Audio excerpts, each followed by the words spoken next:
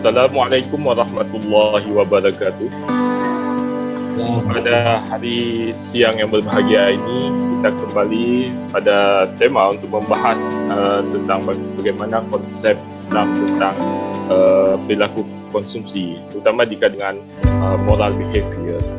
Pada kesempatan ini telah hadir bersama kita Dr. Hafaz Furqani, salah satu leading scholar di dalam bidang Islamic Economic Methodology and Philosophy. Saya kira tanpa berpanjang mukadimah, saya persilahkan kepada Dr. Hafaz Furqani untuk memaparkan presentasinya. Oke, baik, kita mulai. Bismillahirrahmanirrahim. Assalamualaikum warahmatullahi wabarakatuh. Alhamdulillahirrahmanirrahim. Wassalatu wassalamu ala asyrafil anbiya'i wal mursalin wa ala alihi wa ashabihi ajma'in. Puji dan syukur kehadirat Allah SWT. Salawat pada junjungan kita Nabi Muhammad SAW. Insyaallah dalam kesempatan kali ini kita akan mendiskusikan ayat-ayat Al-Quran terkait dengan konsumsi.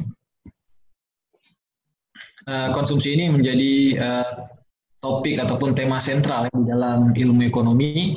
Dan ketika ekonomi Islam mencoba untuk membahas tentang konsep-konsep konsumsi ini, mau tidak mau kita harus kembali lagi kepada Al-Quran untuk menggali ya. Yang pertama terkait dengan bagaimana pandangan Al-Quran terhadap konsumsi ya. Kemudian konsumsi ini juga terkait dengan perilaku konsumen ya. Nah, karena ilmu ekonomi Islam ini dianggap sebagai ilmu yang berbasis etika ataupun moral ekonomi istilahnya, maka mau tidak mau ketika kita menjabarkan ataupun menggambarkan perilaku konsumen, kita harus kembali lagi kepada sumber etika Islami, yaitu yang kita gali dari Al-Quran ya. Nah, Al-Quran ini menjelaskan dengan detail perilaku manusia dalam berkonsumsi. Nah, ya jadi ada ayat-ayat yang langsung menjelaskan tentang konsumsi dan ada ayat-ayat yang secara general menggambarkan bagaimana perilaku manusia. Nah, kita lihat di sini nanti saya akan jelaskan bahwa penjelasan Al-Quran terkait dengan konsumsi ini sangat realistis. Dan yang kedua, penjelasan Al-Quran terkait dengan konsumsi ini juga istilahnya sangat enlightening ya, sangat memberikan pencerahan. Jadi Al-Quran di samping menjelaskan realitas perilaku konsumen, juga menjelaskan memberikan panduan dalam hal ini perilaku apa yang harus diikuti agar manusia menjadi sejahtera. Karena kan tujuan akhir dari perilaku ekonomi ini ataupun aktivitas kita berekonomi adalah mewujudkan kesejahteraan ya, kepada manusia sebagai individu dan juga sebagai masyarakat. Nah, berbicara mengenai konsumsi ini, Allah Subhanahu Wa Taala secara khusus mengundang manusia untuk melakukan konsumsi, karena memang ini bagian dari bukti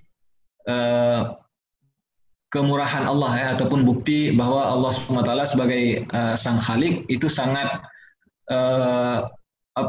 sangat menyayangi makhluk ciptaannya, dan dalam hal ini manusia.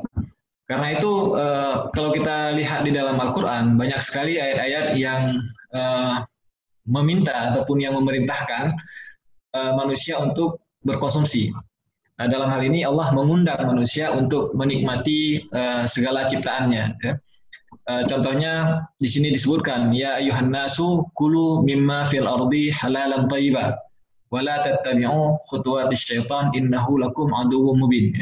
Wahai manusia, makanlah yang halal lagi baik dari apa yang terdapat di bumi, dan janganlah kamu mengikuti langkah-langkah setan, karena sesungguhnya setan-setan itu adalah musuh yang nyata bagi kamu. Nah, ayat ini secara khusus menyatakan kebolehan berkonsumsi. Bukan saja dibolehkan, tapi kita diperintahkan ya, dalam tanda kutip ini fi'il amar, kita diperintahkan untuk menikmati segala yang telah Allah ciptakan dan Allah berikan kepada kita yang halal dan yang baik. Namun ternyata setelah Allah perintahkan kita untuk berkonsumsi, nah di sini Al-Quran juga mengklasifikasi perilaku konsumsi ini. Ada konsumsi-konsumsi yang dianggap tidak perlu ataupun dianggap tidak baik bagi manusia. Nah, karena itu Al-Quran kemudian memberikan panduan, memberikan panduan. Kemudian Al-Quran juga memberikan kita orientasi. Nah, orientasi dalam berkonsumsi ini. Karena tidak semua konsumsi itu bagus, ya. Ada konsumsi-konsumsi yang seperti dalam ilmu ekonomi itu dijelaskan untuk memaksimalkan kepuasan semata. Nah, agenda-agenda seperti itu dituntun di dalam Al-Quran agar kita mampu memiliki agar manusia ini tercerahkan, bisa melihat agenda-agenda yang lebih besar ataupun tujuan-tujuan yang lebih besar. Nah, dalam hal ini Al-Quran memandu kita agar dalam berkonsumsi juga kita mengarahkan kepada pencapaian maslahah ataupun pencapaian keberkahan dari Tuhan ataupun mardatillah. Nah, inilah yang bedanya nanti efeknya adalah kepada teori konsumsi dalam ekonomi Islam dengan ekonomi konvensional. Oke, sebelum berangkat lebih jauh, coba kita lihat terlebih dahulu apa itu konsumsi, ya. Nah, konsumsi ini adalah kegiatan untuk kegiatan untuk menikmati output produksi, ya. Jadi setelah proses produksi itu ada output. Nah, output inilah yang kemudian kita konsumsi, kita nikmati. Nah, di dalam ilmu ekonomi itu diajarkan bahwa konsumsi ini ada kaitannya dengan self-interest, ya. Self-interest. Kemudian ada kaitannya juga yang dikatakan makhluk rasional itu adalah mereka yang bisa memaksimalkan utilitasnya ataupun kepuasannya dari tindakan konsumsinya. Nah, karena ilmu ekonomi ini dibangun dengan nilai-nilai yang agak bebas, ya, dengan nilai-nilai yang tidak ada panduan spiritualnya, maka kemudian para teoris ilmu ekonomi membangun gagasan bahwa tujuan dari berkonsumsi itu ya untuk memaksimalkan kepuasan si konsumen. Nah, kepuasan tadi itu umumnya didefinisikan dalam bentuk-bentuk yang material, ya. Nah, sehingga dalam sebuah penelitian dibandingkan, ya, antara mahasiswa yang belajar ilmu ekonomi dengan mahasiswa yang belajar ilmu sosiologi, ya. Nah, ketika mereka berkonsumsi, ternyata mahasiswa yang belajar ilmu ekonomi itu cenderung untuk tindakannya itu selfish, ya, mementingkan kepentingan pribadi dan untuk kepuasan pribadi. Berbeda dengan mahasiswa yang mempunyai latar belakang ilmu-ilmu sosiologi, ya. Nah, mereka bisa memiliki agenda yang lebih besar dalam perilaku konsumsi mereka. Nah, jadi ini yang menjadi perhatian kita. Apakah Al-Quran ketika membicarakan masalah konsumsi ini memberikan kita pandangan-pandangan yang lain yang berbeda dengan pandangan konsumsi konvensional ini? Di antara kritik ekonomi Islam kepada ekonomi konvensional adalah kalau seandainya tujuan berkonsumsi itu adalah untuk memaksimalkan kepuasan, maka ini saya dapat dari Umar Chapral, ya. Beliau mengatakan bahwa tujuan ini adalah tujuan yang sia-sia. Kenapa? Karena sifatnya itu timeless, ya, timeless. Kepuasan ini tidak akan pernah bisa berakhir. Kita tidak pernah bisa memadamkan kepuasan. Ya. Ketika kita sudah puas terhadap sesuatu, kita akan ingin yang lainnya. Nah, jadi kita akan terperangkap dalam siklus itu sehingga manusia ini tidak bisa keluar, ya, dari agenda-agenda yang lebih besar. Nah, ini juga artinya kita terperangkap dalam agenda yang meaningless, ya. Nah, sehingga ketika seseorang dia terperangkap dalam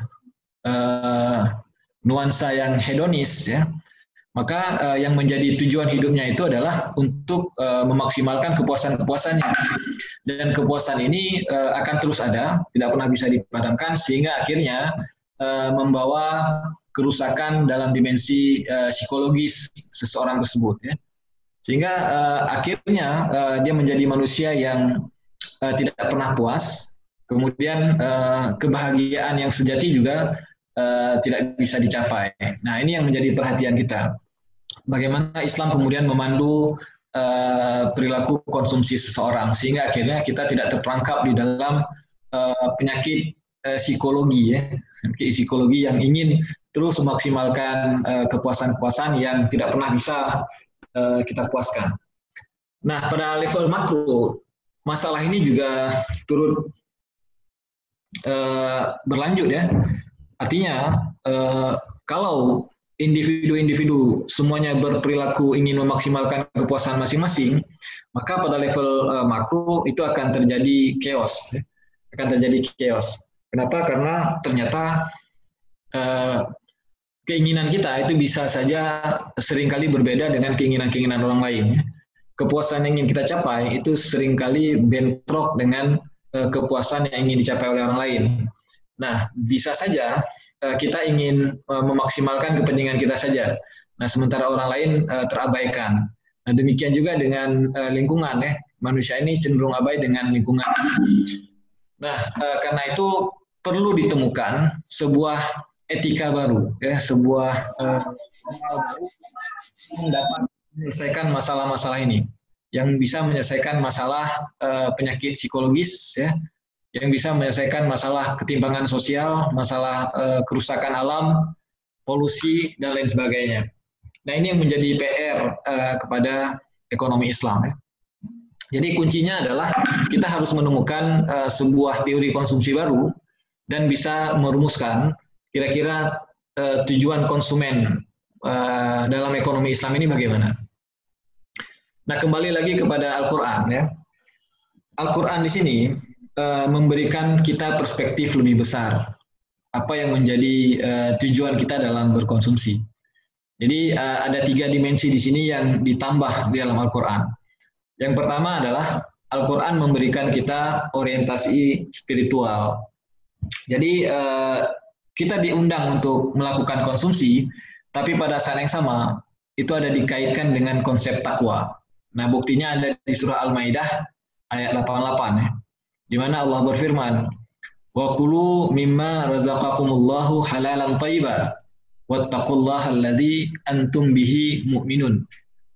Dan makanlah dari apa yang telah diberikan Allah kepadamu sebagai rezeki yang halal dan baik, dan bertakwalah kepada Allah yang kamu beriman kepadanya.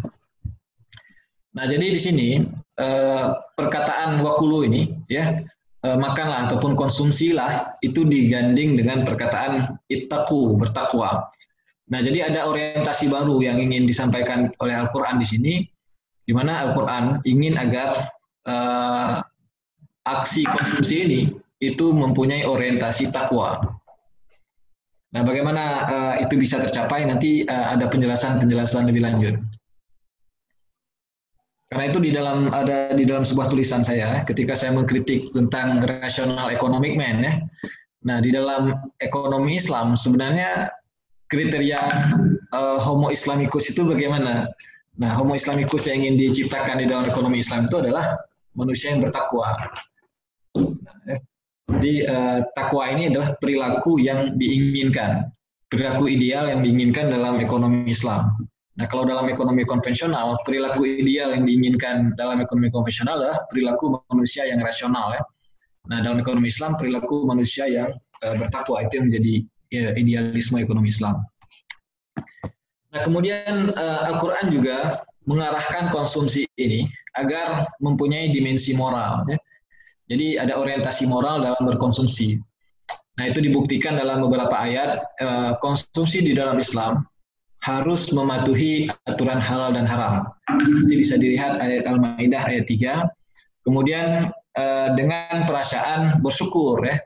Nah, itu perasaan bersyukur ada di Al-Baqarah ayat 172. Di sini digambarkan bahwa ya ayyuhalladzina amanu kulu min thayyibati ma razaqnakum washkuru lillahi in kuntum iyyahu ta'budun. Wahai orang-orang yang beriman, makanlah dari rezeki yang baik yang kami berikan kepada kamu dan bersyukurlah kepada Allah jika kamu hanya menyembah kepadanya. Nah, jadi orientasi moral ini dan orientasi spiritual tadi, inilah yang dapat menyelesaikan manusia dari penyakit-penyakit psikologis yang saya sampaikan tadi. Ya. Jadi penyakit hedonis itu bisa diselesaikan kalau orientasi berkonsumsi kita sudah berubah. Ya. Nah, ada orientasi sosial juga. Orientasi sosial ini nanti terkait dengan beberapa panduan ya dalam Al-Quran yang mengatakan bahwa ya kita makan berkonsumsi itu secukupnya saja, tidak boleh berlebihan dan tidak boleh terlalu pelit. Kenapa? Karena kalau berlebihan itu efeknya kepada sosial nanti ya. Nah ini dikatakan oleh Curi bahwa di dalam ekonomi Islam perilaku konsumsi juga harus ada orientasi sosialnya, di mana dalam preferensi seorang individu, nah kita juga memasukkan unsur-unsur preferensi orang lain itu di dalam hitungan preferensi kita sebagai individu. Nah ini sesuatu yang baru yang selama ini mungkin hilang di dalam kalkulus ataupun hitungan-hitungan rumusan teori konsumsi konvensional ya. Nah, kira-kira yang diinginkan di dalam Al-Quran, sistem konsumsi Quran itu kira-kira begini ya. Ada keseimbangan antara micro consumption ya dengan macroeconomic objectives. Ya. Nah, jadi ini yang coba dicapai di dalam sistem Quran ini. Ya. Jadi perlu saya ingatkan kembali bahwa Al-Quran ini tidak mengatakan bahwa manusia ini tidak boleh memenuhi keinginannya ataupun kebutuhannya. Bukan seperti itu ya pemahamannya.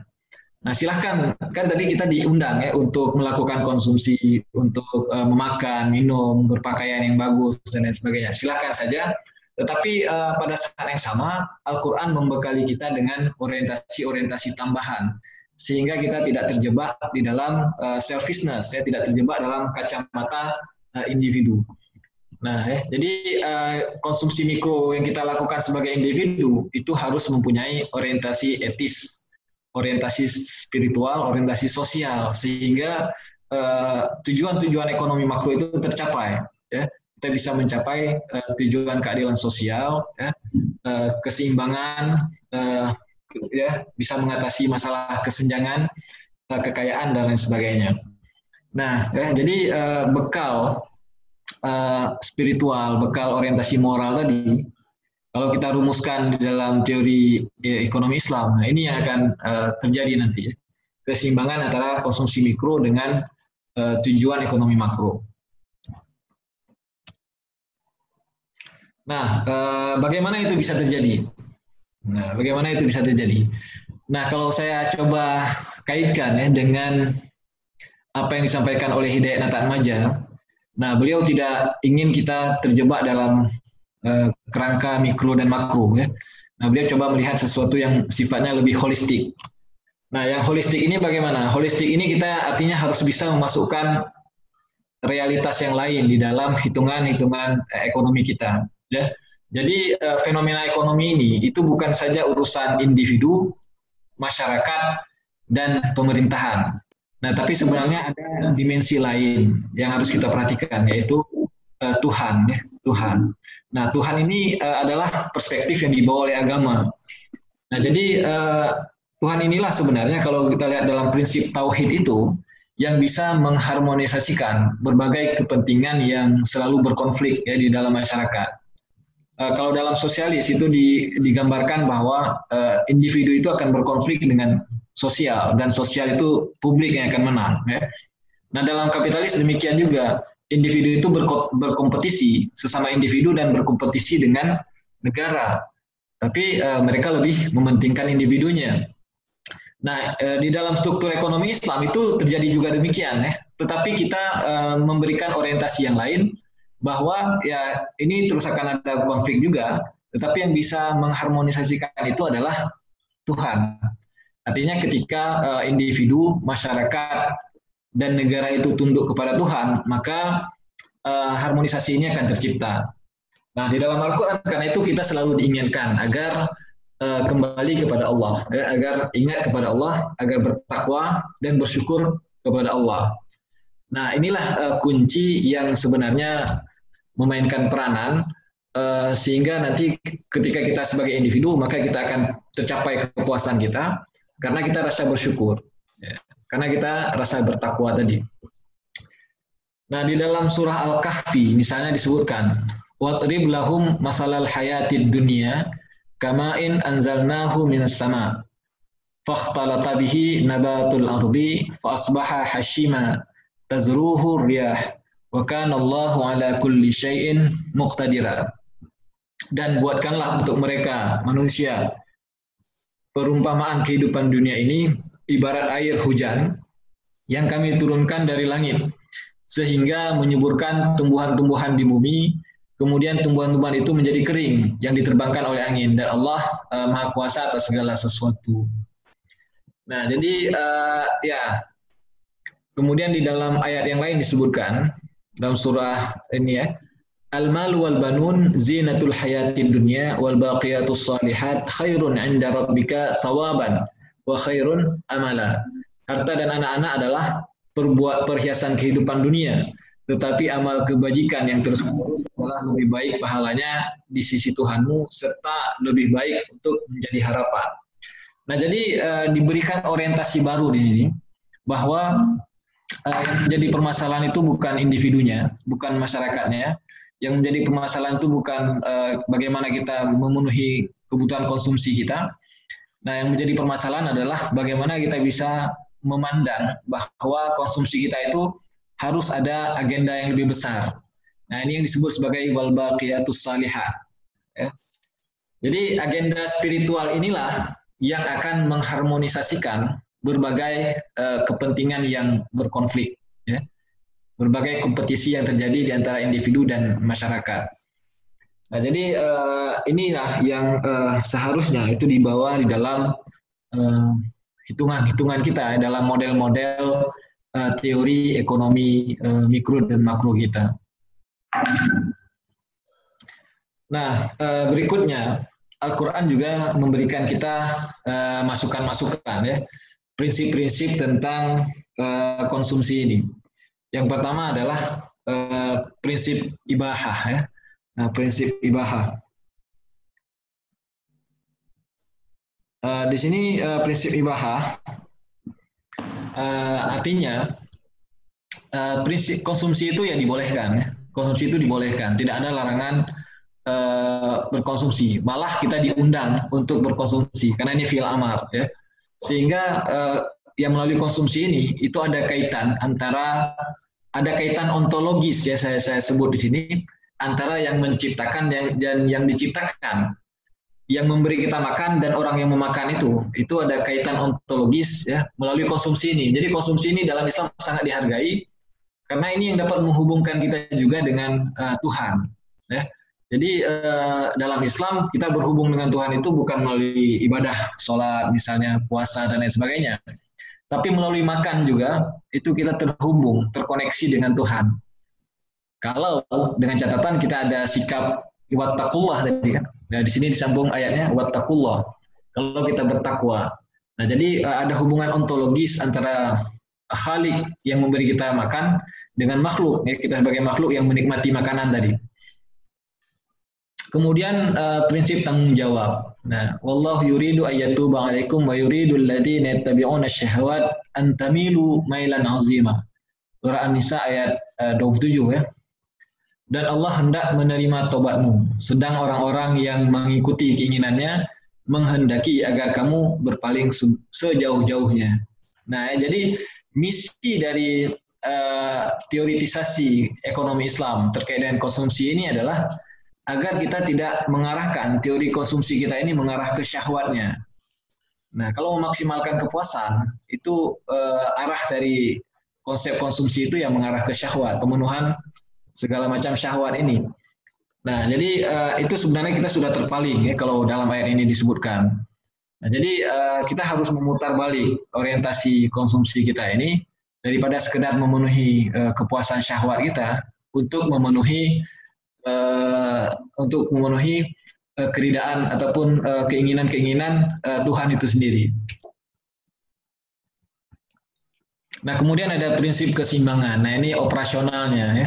Jadi kalau tadi saya berbicara mengenai orientasi, mengenai tujuan yang besar, nah secara prakteknya bagaimana? Secara prakteknya konsumsi di dalam Islam ini digambarkan di dalam surah Al-Furqan ayat 67. Walladzina idza anfaqu lam yusrifu wa lam yaqturu wa kana baina dzalika qawama. Ketika berkonsumsi itu ya tidak israf, tidak berlebih-lebihan, dan tidak pula terlalu kikir, terlalu berhemat ya. Akan tetapi di antara keduanya, nah qawama ya. Jadi operasionalisasi konsumsi dalam Islam ini ya seperti ini, berada pada level pertengahan ya. Ada sikap tawassud ataupun wasatiyah antara ifrat dan tafrid ya. Ifrat ini terlalu kikir dalam konsumsi, tafrid itu terlalu boros. Nah, jadi ada level atas, ada level bawah. Di sini coba kalau kita gambarkan ya secara operasionalnya. Nah, konsumsi dalam Al-Quran, kecenderungan kita itu ya mengarah ke 3 dimensi ini ya. Kecenderungan berperilaku manusia itu ada tiga kecenderungan. Kecenderungan yang pertama adalah konsumsi berlebihan. Nah, ini digambarkan dalam bentuk tabzir, pemborosan, dan dalam bentuk israf, berlebihan. Ya. Ada juga konsumsi yang terlalu rendah. Nah, ini digambarkan dalam bentuk bukhul, kikir. Ya. Kemudian ada konsumsi yang seimbang, qawam. Ya. Nah, jadi perilaku manusia secara realitasnya itu ada di 3 level ini. Kita bisa melihat, bisa membuktikan secara empiris manusia yang berperilaku konsumsi berlebihan itu ada. Kita bisa membuktikan secara empiris manusia yang berperilaku terlalu kikir itu ada juga. Kita juga bisa melihat perilaku manusia yang seimbang itu juga ada. Nah, perilaku atas yang melampaui batas atas. Di dalam Al-Quran itu diistilahkan dengan istilah israf dan dengan istilah tabzir. Ada beda di antara keduanya. Kalau israf ini artinya kita melakukan konsumsi melebihi dari yang kita perlukan. Nah, jadi kita konsumsi pada sesuatu yang halal, tetapi melebihi dari apa yang kita perlukan. Misalnya, ya kita contohkan saja, saya perlu makan sehari 3 kali. Nah, demikian ya. Tapi kemudian saya makan 6 kali. Nah, ini disebut sebagai israf ya. Ya dibolehkan, tetapi itu sudah mengarah ke berlebih-lebihan. Nah, ada juga konsumsi tabzir. Nah, konsumsi tabzir ini mungkin kita ada miskonsepsi mengenai tabzir ya. Ada yang menganggap bahwa tabzir ini ya berlebih-lebihan tadi. Nah, sebenarnya berlebih-lebihan tadi adalah israf ya. Nah, tabzir ini kita boros. Boros itu maksudnya apa? Kita konsumsi pada sesuatu yang tidak diperlukan, pada sesuatu yang sia-sia. Ya contohnya rokok misalnya kan, ataupun ya kita membeli barang yang sebenarnya kita tidak perlu. Nah kalau israf tadi kita perlu tapi lebih dari yang diperlukan. Nah kalau tabzir ini kita tidak perlu mengkonsumsi sesuatu, tapi kita beli juga, kita konsumsi juga. Nah yang kedua, bentuk tabzir yang kedua adalah kita melakukan konsumsi pada hal-hal yang dilarang di dalam agama. Seperti misalnya membeli minuman keras, konsumsi miras, ya, narkoba. Nah ini sudah jelas tabzir. Artinya kita menghambur-hamburkan harta untuk sesuatu yang dilarang di dalam agama. Jadi harta kita itu menjadi sia-sia. Dalam terminologi fikih itu disebut sebagai idha'atul mal. Ya. Seharusnya kita bisa mengalihkan harta kita untuk sesuatu yang berpahala, tapi kemudian harta kita tadi kita alihkan untuk sesuatu yang dosa. Nah ini tabzir, sia-sia, moros ya. Nah kemudian konsumsi batas bawah. Nah level bawah ini itu bukhul ya, kikir. Kita tidak mengalokasikan harta kita untuk konsumsi pada sesuatu yang diperlukan. Kita tidak mau berbagi dengan orang lain. Nah, kita tidak mau mengeluarkan harta untuk tujuan yang baik, al-khairat, as-salihat di jalan Allah. Nah, ini dianggap sebagai bukhul, batas bawah ya. Nah, yang ini adalah kita bisa menyeimbangkan antara israf dan tabdzir, antara dan bukhul. Kita bisa menyeimbangkan antara ya keperluan diri sendiri, kemudian keluarga dan orang lain. Kemudian kita bisa menyeimbangkan antara ya, kemudian konsumsi untuk jalan yang benar. Nah, ini semuanya dianggap sebagai konsumsi yang halal. Ya. Kemudian konsumsi sesuai dengan hierarki kebutuhan, daruriyat, hajiyat, dan tahsiniyat. Nah, kalau kita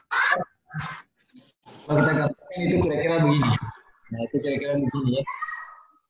Nah, inilah yang diharapkan di dalam Al-Quran. Allazina iza anfaqu lam yusrifu. Kita tidak melampaui batas atas ini. Tabdzir dan israf. Walam yakturu, dan tidak terlalu pelit. Ini batas bawahnya. Wa kana baina zalika qawama. Akan tetapi di antara keduanya ini. Nah, di sini ya. Nah, jadi perilaku konsumsi yang islami yang diinginkan di dalam Al-Quran itu adalah perilaku konsumsi yang qawam, moderate ya, yang tawassut ataupun yang tawazun ya. Nah, tapi istilah dalam Al-Quran itu qawama. Qawama ini ada konotasi dengan keadilan, ada konotasi dengan kebaikan ya. Ada konotasi dengan keseimbangan. Nah, di sini ya. Nah, jadi secara operasionalnya ketiga model ini bisa kita temukan. Secara empirisnya ada.